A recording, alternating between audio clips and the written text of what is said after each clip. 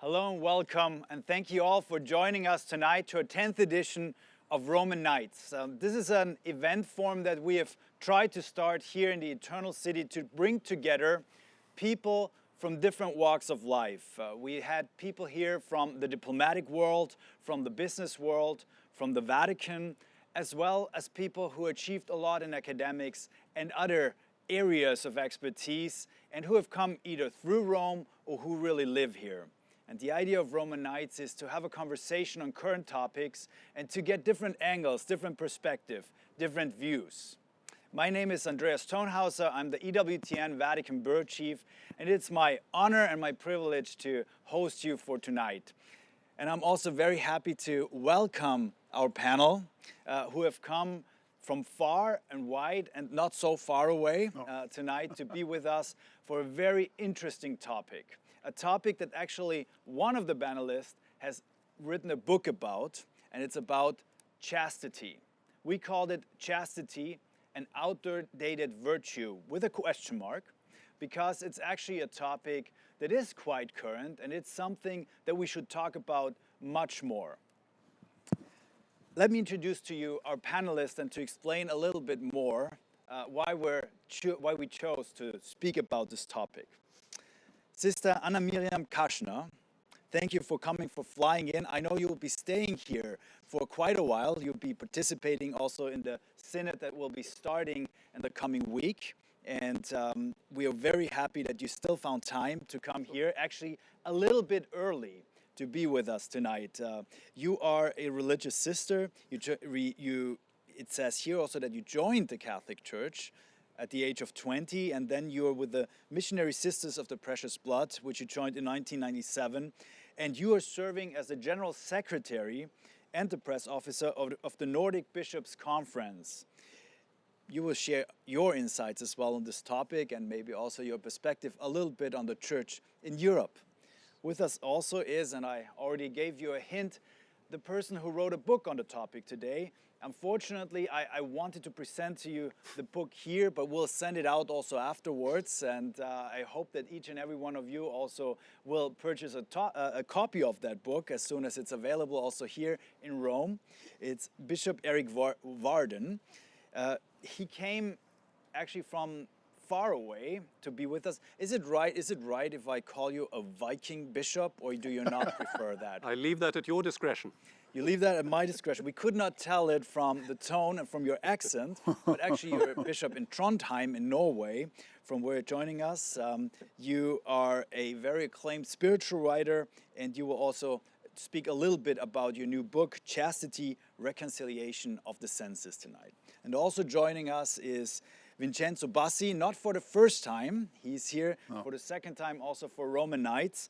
He is a lawyer, he holds a PhD in law, and he serves as the president of the European Catholic Family Association. And he will discuss this topic with us also from the perspective of the family and of bringing up children. Thank you all for being here with us, and I hope you will enjoy also this evening with us. And let me just start right away with a first question also. Maybe I started with introducing Sister Mirijam, but I might give the word first to Bishop Erik. Why did you decide to write a book on the topic of chastity? Well, basically because the word itself and the term has come to seem, in the title of tonight you said outdated, and I think it's come to seem largely irrelevant and impossible. And chastity has become almost a caricatural notion associated with a way of being which is rigid and frigid, and even as a possible way to perversion. Obviously, within the Catholic Church, we're living in the shadow of the unraveling of abuse at many levels, and we've seen the discrediting of vowed chastity. And I think chastity has come to be seen as problematic and as a cause and a source of difficulty. And so I wanted to get to the root of this term and find out what it means, and to see if it might be a term not just to be rehabilitated, but to be reactivated as part of our vocabulary of self-understanding, and even as an aspirational virtue. And that's what I've tried to do in this book, which is coming out next week. And in fact, chastity stands for so much more than we normally assume. Many people, including those who should know better, often assume that chastity is the same as celibacy, which is not the case. Chastity is ultimately not reducible simply to sexual ethics, and it's certainly not reducible just to erotic abstinence. It stands for a way of being human and for a way of being whole. Thank you very much. So it's not just the absence of sex, but in your own words, the definition of chastity is really a way to finding wholeness. Absolutely. And in classical Latin, the noun castitas, from which we get chastity, was a synonym of integritas. So chastity is about integrity, which is about overcoming fragmentation and reconciling, that's why I chose that subtitle, the different aspects and dimensions of our lived experience and of our conditioning in order to become whole and thereby free and thereby able to live fruitful and happy lives, blessed lives. When we speak about the family, Dr. Bassi, you are representing Catholic family associations. What role does chastity, what role should play the concept of chastity, maybe also like as Bishop Erik just defined it, play in the upbringing of children in family life? Well, I have to confess that it's the first time I speak about chastity, and I do it in English. So it's very funny because because we are not so used to speak about chastity. What I say is that we must not, within outside the family, we must not be moralist. This is the first thing. And I think it's also a path, as you say, the path through forward, the path to the wholeness. If you are not moralist and you think that the chastity is a concrete, a real beauty, maybe it's easier even to speak about it. As you say, the chastity doesn't have, is not the synonym of celibacy. It's not the same. It's as in a family with your wife, you can be cast. It's not something that is strange, but it's also a sign of love, but not a concept. We are talking about a reality, and it's not easy. We have to be conscious and aware that it's not easy to fulfill the chastity. And we have also to accept the defeat. And if you speak in a human way without being a moralist, I think that the chastity can be, first of all, a goal, then a common reality. We have to start again, because now you see everybody can have this kind of experience. The mainstream says that the chastity is something outdated, as we can read in the title. But it's not so.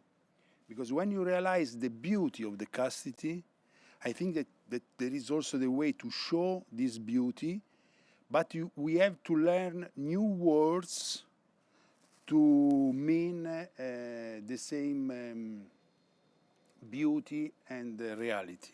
And this is an experience that you can do in the family, because the family is the society, is the reality, and I think also our families can help us to find out new words. New words and to also teach this concept to the children, no? Sister Anna Mirijam, what's your view on this concept of chastity? As a religious sister, I have given the vow of chastity in, I think it was 2001. And during the journey of my life as a religious sister, I had to discuss this topic several times. Now I'm living in a very secularized country in Denmark, where people even don't know what a religious sister is. So I meet people on the street and they will ask me, are you a nun? Yes, I am. Are you married? No. Do you have children? No. So this is a situation I have. And for me, I had to find a way for myself in my religious life that chastity is not only about sexuality, something I don't use in my everyday life, but there must be something more in it. And I had a very funny meeting once in a bus. I visited a friend of mine very lately on a Black Friday. So I went back home in the bus at 12 o'clock in the night, and I entered the bus, and there were 3 young men sitting there, and one of them all of a sudden was sitting beside me, and he said, "What's up?" And my bishop once told me, okay, if somebody asks you what up, so answer, what's up, what? So I answered, what's up, what? And then he said, is it funny to be a nun? And I said, if it wouldn't be funny or at least something nice, I wouldn't be it. And then all of a sudden he shouted through the whole bus, is it right that you are not allowed to have sex? And at the same moment, the whole bus was silent. I could see the ears, inclusive the ears of the conductor, they were really growing very big. And I said, oh my Lord, now you have to help me. And I said, you know, it's not really true, because there's a difference if I don't have to, if I'm not allowed to have sex, or if I don't want to. And he shouted even louder, don't you want to have sex? And I said, okay. You know, now you have asked me 3 questions, now it's my turn. I will ask you 1 question, but you must really answer honestly to it. So he was a little bit doubting, and I said, are you really sure and do you really believe that having sex is the very most important thing in your life, which you would give everything up just to reach this only one thing? And then he mumbled a bit and I said, no, actually not. And then I said, you know, and this is the reason why I chose this way of life, because I have experienced something in my life that was so big and so fulfilling for me that I, without any harm, can live that life I do. And the funny thing was, both of us had to go out of the bus at the same station. I went to the right, he went to the left, and in the last moment he whispered, respect, sister. And then he went off. So, and in this moment, actually I went home, I knocked at the door of my fellow sister at 2 o'clock in the night. I said, you know, we have to go by bus every Black Friday night. It's the best mission actually in our world. But what I felt in that moment is what Bishop Erik also said, this concentration of sexuality or of not even using the sexuality. And for me, chastity is much more than that. It's also meant to be a virtue for all Christians, for all people, even for couples. Because in my definition, chastity means I don't use or misuse another person for my own well-being. And then this virtue is very actual and very up-to-date. A virtue actually very up-to-date. We already touched on this, but sometimes it seems that it's easy to confuse chastity with celibacy. Bishop Erik, maybe you can tell us a little bit more about the difference of those 2 concepts, but also where they overlap. Well, obviously, the celibate, someone who's taken a vow of celibacy or a free resolution to live celibate, is someone who refrains from living an active sexual life. So someone who decides, in a Catholic context, for religious, for spiritual reasons, to relinquish that extremely valuable, deep and precious side of life for a higher good, in order to orient that energy differently. But chastity, as I said, stands for a way of integrating my whole being, my physical being and my spiritual being. And I think, these days we're all inclined to be a bit dualist. And we're inclined to think of those two dimensions of ourselves as existing on different planes. And we keep reminding ourselves that we believe in the mystery of incarnation, which doesn't only concern our Lord Jesus Christ, but concerns all of us. And the incarnation of spirit in our lives, the incarnation of our soul, of our deepest aspirations, is a crucial challenge. That is something which is incumbent on all of us, insofar as we want to become whole. And as Sister Mirijam said, and it's a really important point, it is something that conditions our relationships. The Holy Father wrote a wonderful letter a few years ago on St. Joseph, Patris Corde. And you know, in the litany to St. Joseph and the divine praises, he is called Castissimus Sponsus, the most chaste spouse.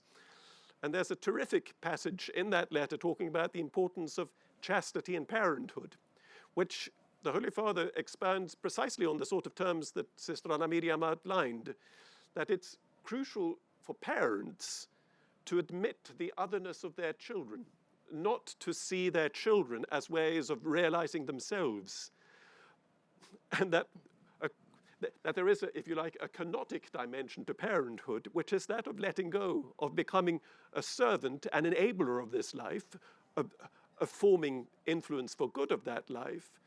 But any parent and any spiritual father or mother has got to come to the point where we can say, this is not my life, and to admit the sovereign freedom of the other. And that is a dimension that touches on all our relationships, conjugal, filial, maternal, paternal, and in friendship. And I think we could say that it even has a political dimension. So, but what you're also saying is that there is a deep understanding and a long history and tradition, a century-old tradition of also reflecting on this in the church. Absolutely.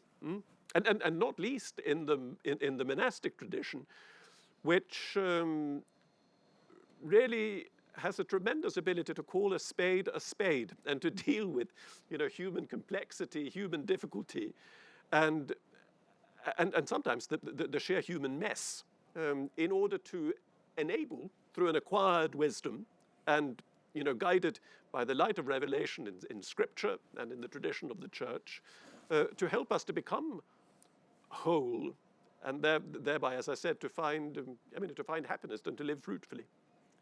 Sister, maybe your take on this as well. Yes, because I think it's a very good idea. Also, I didn't think about it to put it on the relationship between parents and their children. For me, it was also between the man and a woman, especially in this kind, because we have so many divorces in our days. I mean, in Denmark, I know every second marriage is going to be divorced or even more. And when I'm out and giving some talks on this topic, people come afterwards to me and say, Sister, I never thought about that, because our relationship broke at that moment where I felt that my partner only wanted me to have me for his own good. And this is unchaste, actually. And here we are in a dynamic, also if you look in our church situation of today, the abuse of minors, whatever, this is the most unchaste situation of the church we are in at the moment. That's a topic that I would also like to touch on, maybe a little bit later. And Vincenzo, for you, I have a question also, a more controversial topic to discuss. But before we come to this, I would also like our audience to prepare, maybe if you have a question also to the panel. Very soon we'll come to you. We also have a microphone to go around so that you can also participate in this discussion. When we talk about chastity, we talk about sexuality, and there's also the perversion of sexuality, and your organization has also worked a lot on the topic of pornography. Maybe you can Yes, tell a little because bit more about this. pornography is a sickness, is a vice. The pornography is a drama. And what we realized, but this is just a method that we use for every problems, for every situation, is that the pornography comes with a loneliness. So you cannot overcome all these kind of problems. The pornography is a drama for everybody, because no one can say I don't have problem with pornography. It's a temptation for everybody. And also for this reason, it's very difficult to speak about pornography, because everybody has problem with pornography, or has had problems with pornography. So we don't feel so safe to speak about pornography. But regardless of our safety, we have to talk about the pornography, being aware of the fact that you cannot overcome this issue if you remain alone. So we talk quite a lot about the network of families, because the family and the individual, the person, the family, everybody cannot be alone, especially now in this society. Because what we realized after the pandemic time, we realized that the families in troubles were those who were alone. The families joining a network of families, they could overcome several problems, including pornography. But we can also lose one game. That's not a problem, because sometimes we stop and we say, it's not for me. I cannot do, because I am very fragile, I'm weak, and no problem, because we are here also to help you. Because if you think that after the first problem you cannot go on because it's not up to me, I think the community has the problem, not only the person. And so as family, we have to try to put the family method outside in order to give also, to receive benefits from the community. Andreas, the marriage, I think that we have talked about the vocation. Because if we talk about the vocation, it is also easier to speak about chastity. Because the marriage is the only, now I speak as a lawyer, okay? The marriage is the only negotium, it's the only agreement which has been stipulated for the interest of the other, not for your interest. That's not mutuality. I mean, I have an agreement with the sister, with the bishop, because I know that in the future maybe I can be in trouble. No, that's not my idea when I got married with Carla. I got married with Carla because I would like to make the interest of Carla. Then she made the same, and we have something more. We became something more than our person. This is, I think, the reality that we try every day to live. Of course, we try also not to be alone. But when you live this reality and not this concept, I don't like the word because I like more the reality, then we can live the chastity, and we can be also witness for our children. I mean, this is the experience that we are trying to live. When you live experience, then you can also teach. And it's very interesting because this realistic way of living is the only solution of our, it gives us the solution of the situation that we are living in our society in every field. Maybe also from your side. I'd like to pick up that, and I think this phenomenon of pornography is very interesting because it is something which has become epidemic in our society, and where there are tremendous mercantile and financial forces involved, and now with the internet, a very, very sophisticated method for drawing people in and keeping them trapped. But if you admit the sort of definition I made of chastity earlier on, talking about patris corde, that it's about recognizing the freedom of another, and it's about meeting the other in freedom. A chaste relationship is a relationship between two persons that look at one another and whose eyes meet one another. As, to root this biblically, in the account of the creation narrative, when Adam and Eve were formed, they looked at one another without fear. And what is more, they looked at God face to face without fear. The first consequence of the fall is the lowering of the gaze. It's perceiving the other as being an object at once of desire and of fear, and of hiding from the other, and at the same time hunting the other. And pornography is a kind of, it's a totally virtual relationship in which there is really only one subject, which is that of the viewer, that consumes literally images of the other simply for the purpose of one's own satisfaction and for, as you said, because it's a crucial point, but perhaps for remedying one's own loneliness, which may be profound, which is why there is often a tragic aspect that must be dealt with sensitively and pastorally. But I think you're absolutely right that the way out of this trap, which affects a lot of people, is the rediscovery of encounter, of communion, of letting somebody else in, which is why some of the great sort of pedagogical methods that exist, in terms of internet resources, a resource like Covenant Eyes or Fortify, are initiatives that enable accountability and enable the revelation of one's own, perhaps, dependence to another party, and thereby breaking the vicious circle of helping people to step out of a loneliness which is only enforced by this fundamentally and really principally unchaste dynamic. Mm-hmm. But actually, I think it's interesting because in society, all the books you read when you are going through the town, the advertisement, everything is sexuality. Yeah, all is eroticized. Everything.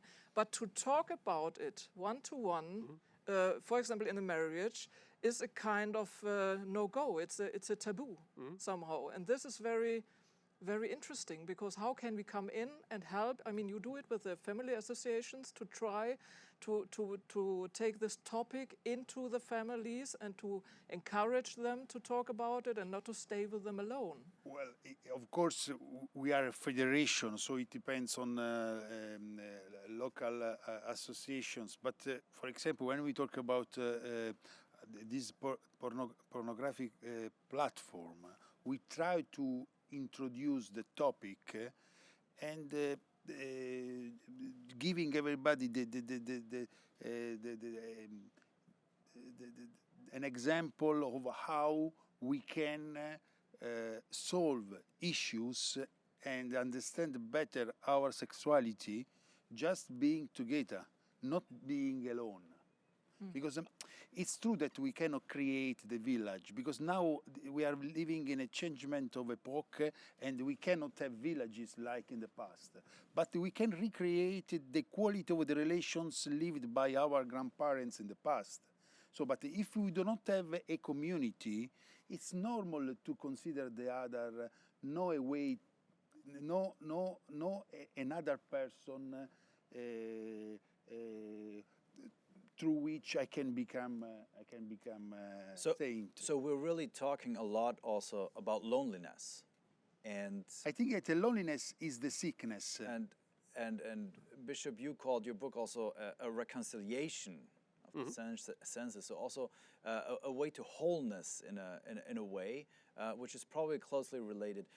Before I come to the next topic that is also sadly related to this topic that we're discussing, to chastity, I want to give also the audience a chance to maybe ask a question, and we also have a microphone going around. If you just raise a hand, please. To Sister Mirijam's comment about the young We man can who hear. stopped her. We cannot. If you speak up. In reference to Sister Miriam's question about the young man who stopped her on the subway, I thought about a young woman I spoke with earlier this week. She was raised atheist and was dating a young man. They lived together. And then she converted to Catholicism, and she decided she wanted to live chastely until they got married. And she said, well, he agreed. And for her, it was important because she realized that he didn't want to do anything that she didn't want to do. So it helped her to understand that there was true respect in the relationship, but also two other things. One, that they had more time to speak. When they weren't having sex, they could talk about things that they had to dialogue about. And second, if they were having sex, they would end up in a good mood and they would let go of little things that really they needed to talk about and take care of and resolve between them as a couple. And I'm just thinking for many young people that are in a sexualized world and they don't know this message about chastity and the value, what is your message for young people who need to hear the benefits of living that type of lifestyle for their own lives? So the question, if I may repeat, maybe to the panel, but also to you, Sister, the benefit of such a lifestyle, maybe also for young people.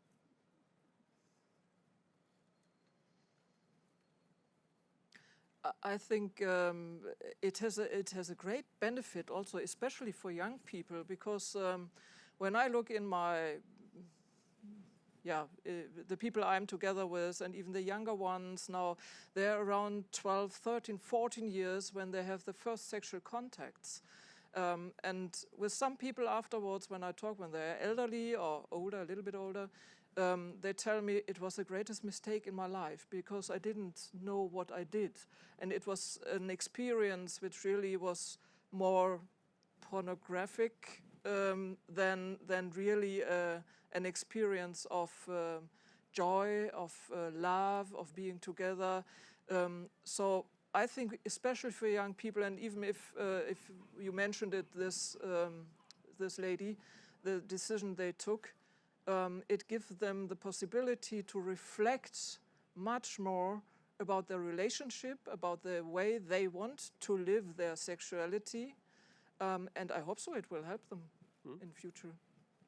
And I think one of the really crucial things is what you said about conversation, I think is important.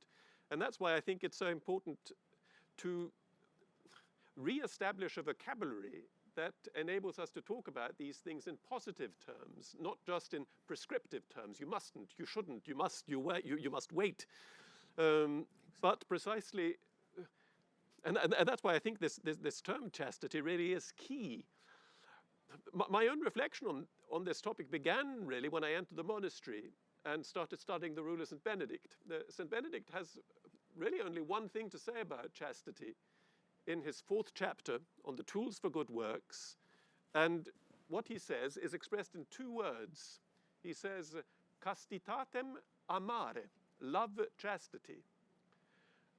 And when I read that for the first time consciously, as a proposition for my future, I found it mysterious because I think I had only thought, I had thought of chastity only in terms of not doing, not being, not entering into, etc.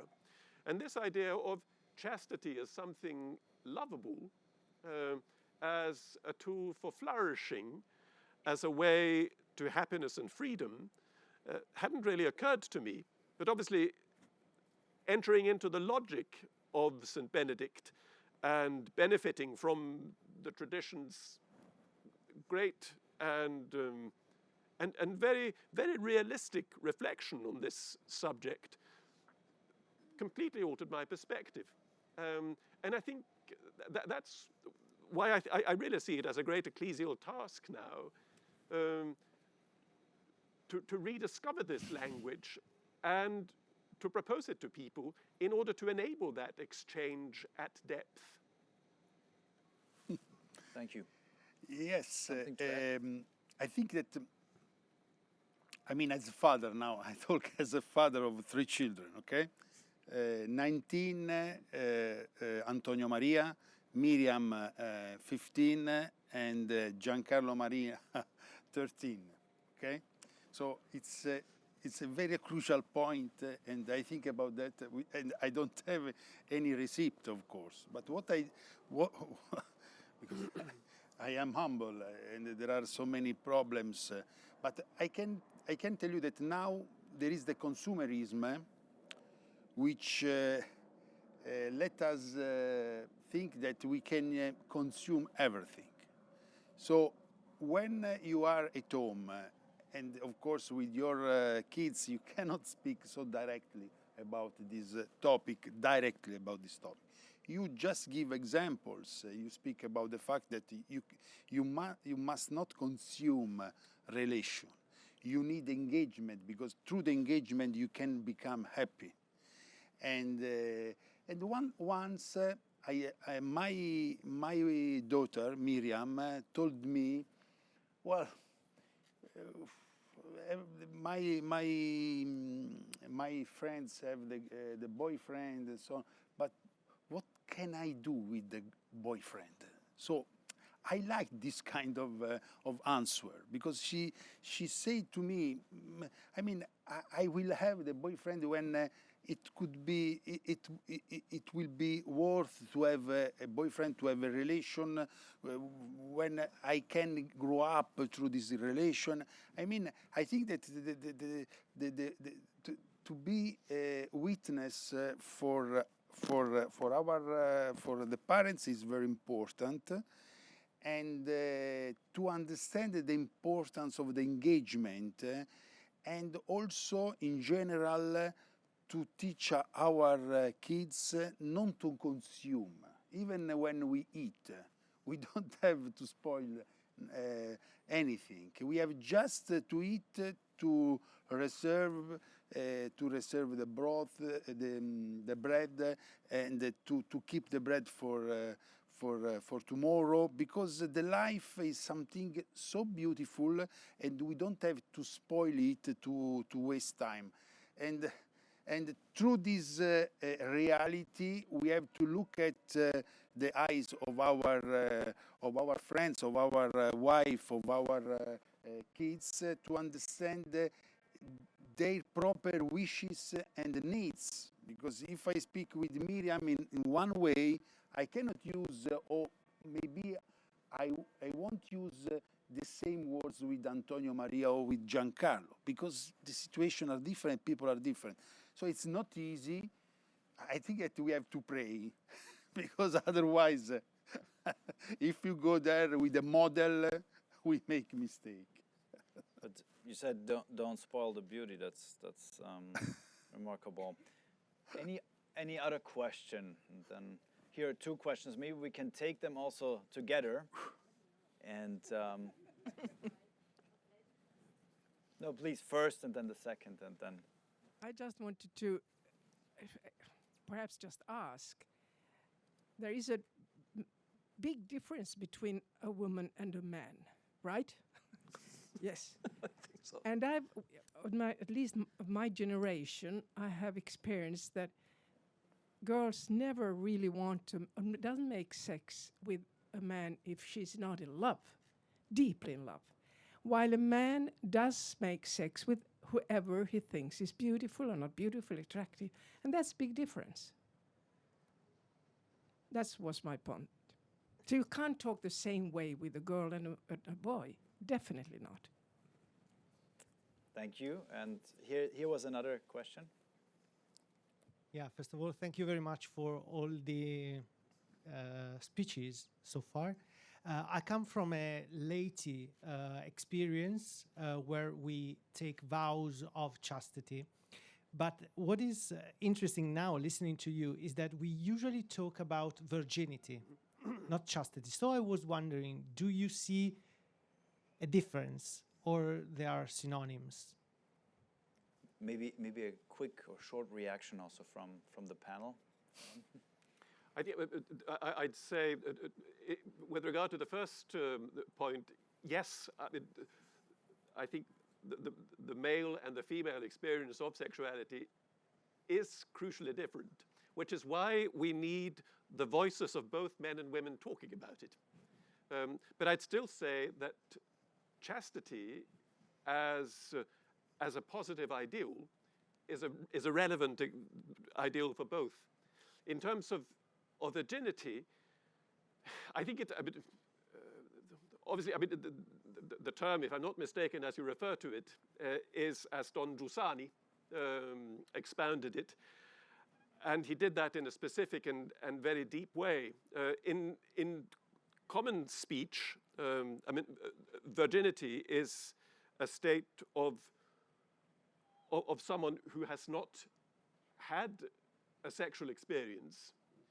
In terms of vowed virginity, I think, because you asked what the difference is between chastity and virginity. Well, obviously, in the common terms, virginity once lost is lost. But that's where we enter, and I think, if I'm not mistaken, that's how Don Giussani understood it in terms of a Christian logic of recreation and redemption. Virginity is also something that can be regained, recaptured, in the sense of, there's a marvelous collect that we have in the liturgy for Lent, which begins, Domine innocentiae amator et restitutor. Lord, you who love innocence and restore it. And in some ways that doesn't make sense, because either you are innocent or you're not innocent. But what Christ can do in recreating our lives is precisely that, of restoring our innocence. And I think, understood on those terms, which I believe were Don Giussani's terms, his vocabulary of virginity is very close to the vocabulary of chastity. Thank you. And because of the time that has already, we're already far ahead in the time, I would like to stop there with the answers to this question, but come to another topic, our last topic also, that is related to this, and it's a difficult topic. We mentioned it already, the topic of abuse, also in the church, but not, of course, only in the church. It's really the absence of chastity. It's the extreme opposite, actually. Maybe, Sister, you would like to react to that also. I think this is a very good definition, the absence of chastity. Because as I mentioned before, if I define chastity in that way that I say I don't want to use or to abuse or misuse another person, making an object for my own desire, for my own wishes, then we have directly the opposite if we look in these terrible cases we have experienced in the church, and also, as you mentioned, not only in the church but also in families. Yeah, in families. I have in my own family a history of this, so it's so terrible to listen to that, to hear about it, and then to talk on chastity. So yes, it is the opposite of pornography, and the opposite of abuse is chastity. But do we need to talk more maybe about chastity also in the church and in the family?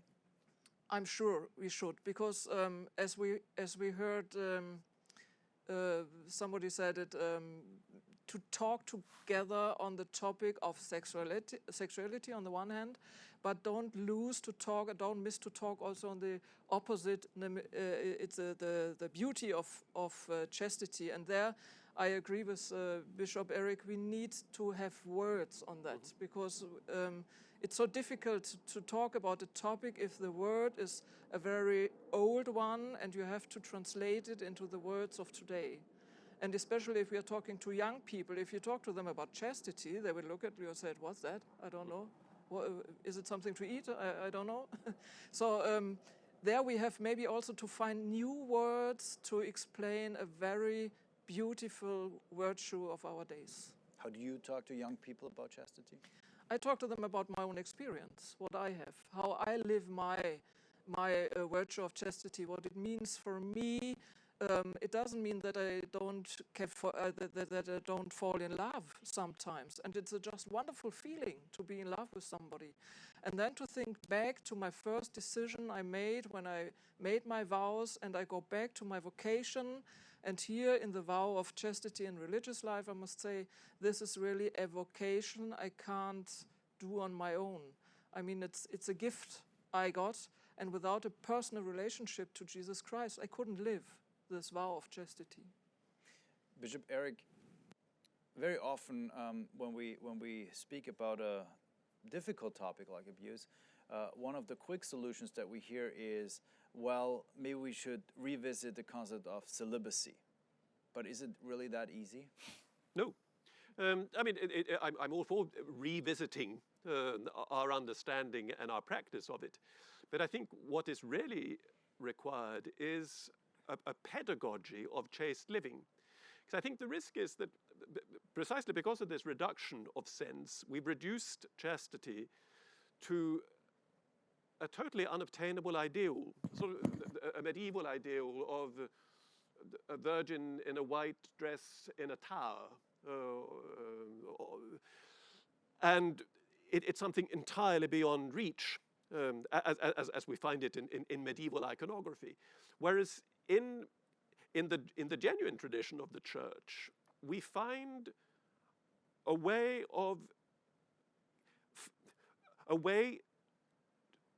to order through the mess, to wholeness, through the fragmentation, and we have many experienced guides. I'm a Cistercian monk, and there's a line from the Song of Songs that our fathers loved very much, and that keeps cropping up in their sermons of St. Bernard and of others, which is the verse that goes, "Caritatem in me ordinavit." The Lord has set love in order in me. And it was our father's assumption that anyone entering the monastery, and for that matter, anyone entering a marital union, would enter into it with a fair amount of internal chaos, still needing ordering. And precisely one of the things that the monastic formation provides when it works, and what seminary formation should provide when it works, and I think we've seen very clearly that very often it hasn't worked, is that way of repairing what is broken in myself, which means facing that in me which is wounded, and facing that in me which may inspire fear in me, and having again someone who walks with me, because that sort of journey to wholeness and freedom presupposes someone who has already been through the darkness, who has walked through the chaos, and can show me the path, enlightened again by scripture, by the traditions of the Church, but also by their own experience of redemption and of perhaps a beginning burgeoning of holiness, which is another word for wholeness. Thank you. Thank you very much. Vincenzo, maybe your concluding statement. Well, I think that celibacy and abuse, okay, they like to put them together or to find out some relation. But it's not true, because we can have this kind of problems even within the family.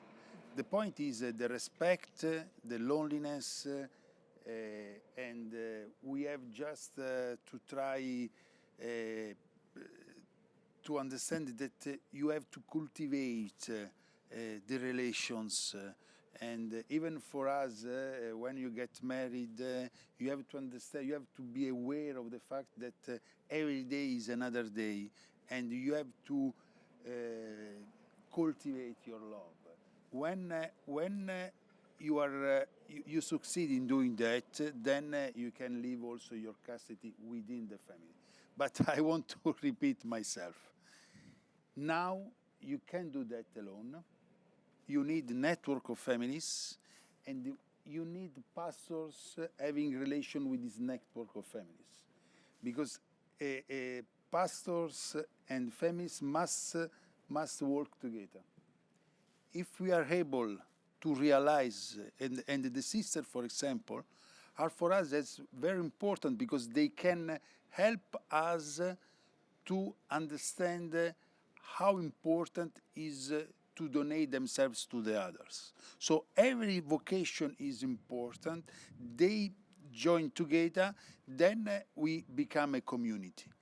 If we think that we can understand this issue just because we, in a rational way, I don't think that we don't find out any solution which is important for our life.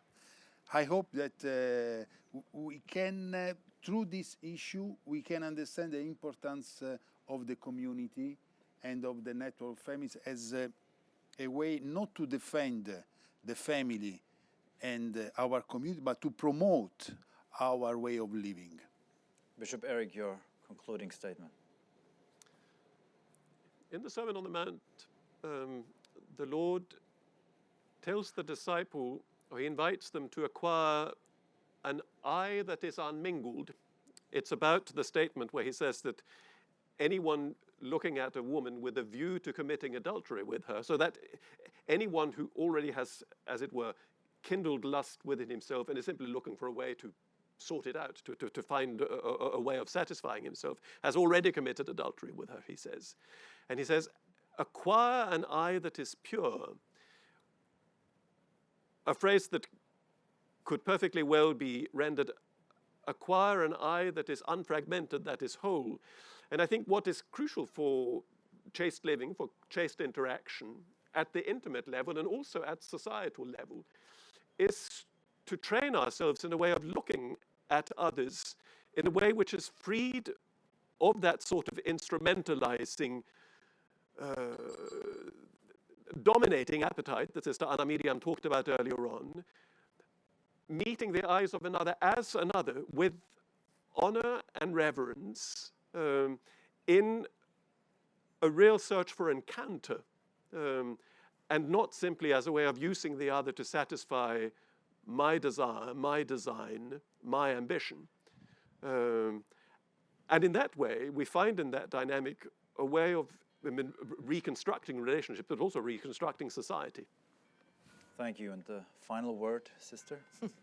Yes, I was thinking about also a scripture passage, only one word, that you have to serve and to look at the other as higher than yourself.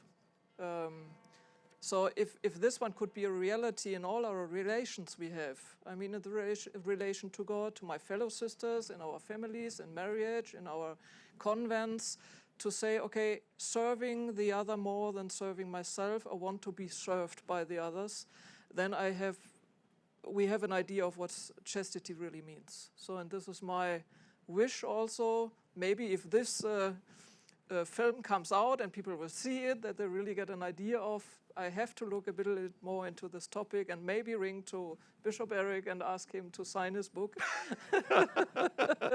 and to go into this very nice and beautiful topic of chastity.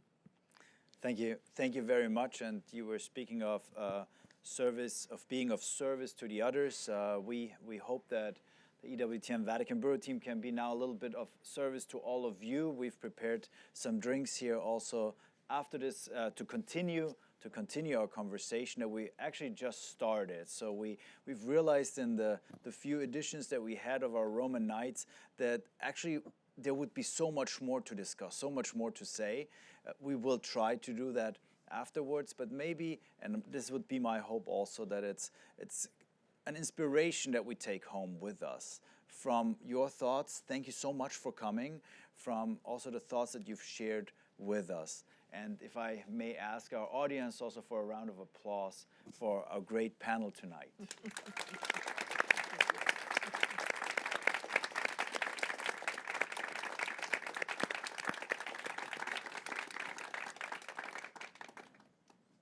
Thank you. That's the awkward moment of silence after a recording. Yeah.